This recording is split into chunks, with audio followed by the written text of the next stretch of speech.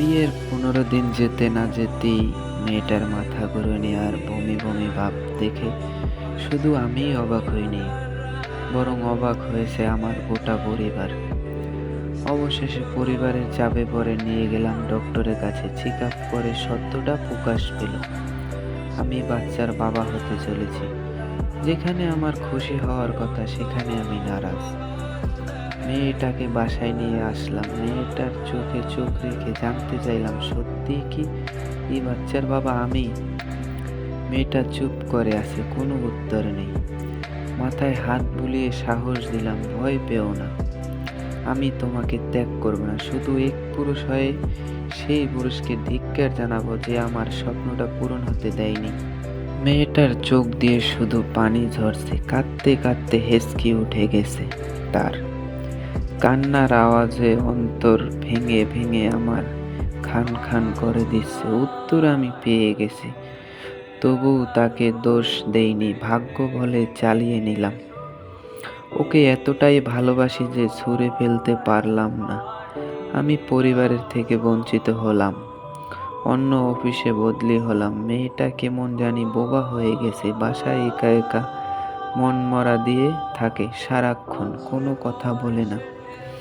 কাঁদতে কাঁদতে চোখের নিচে কালো দাগ পড়ে গেছে। হঠাৎ এক গভীর রাতে হু হু করে কেঁদে উঠেছে।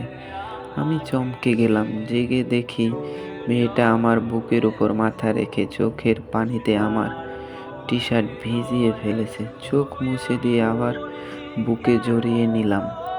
আমি ওকে একটু ঠকাইনি, তবে সে আমাকে ঠকিয়েছে, এটাই তার দুঃখ। তবে ব্যাপার না, আমি এই বাচ্চাকে নিয়ে স্বপ্ন দেখতে শুরু করলাম। বিয়ের বয়স ৮ মাস হতেই বাচ্চা ভূমিষ্ঠ হলো। দুঃখের বিষয়, বাচ্চাটা ছিল মরা।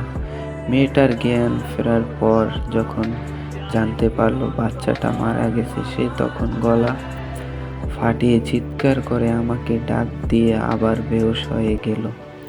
তারপর মেয়েটা আর কথা বলতে পারে না। এখন দুজনে দুজনকে পাগলের মতো ভালোবাসি। বিয়ের বয়স আজ ৪ বছর। বাবা হওয়ার স্বপ্নটা আর পূরণ হলো না, তবুও সারাদিন পরিশ্রম শেষে যখন ডিম লাইটের আলো নিভিয়ে মেয়েটা আমার বুকের উপর মাথা রাখে, বিশ্বাস করেন স্বপ্নের ছোঁয়া পাই। ভালো থাকুক ভালোবাসা, ভালো থাকুক ভালো মানুষগুলো। ভালোবাসার কাছে অনেক বড় ভুল ক্ষমার যোগ্য হয়ে যায়। ভালোবাসুন, কিন্তু গোপন রেখে নয়। সম্পর্ক জড়ানোর আগে সব সত্য বলে দিন, মাপ চেয়ে নিন। তারপর দেখবেন আপনি শ্রেষ্ঠ প্রেমিক বা প্রেমিকা এবং স্বামী বা স্ত্রী। গল্পটা কেমন লাগলো অবশ্যই কমেন্টের মাধ্যমে জানাবেন। ভালো লাগলে ফলো শেয়ার করে পাশে থাকবেন এবং সাবস্ক্রাইব করবেন। ধন্যবাদ।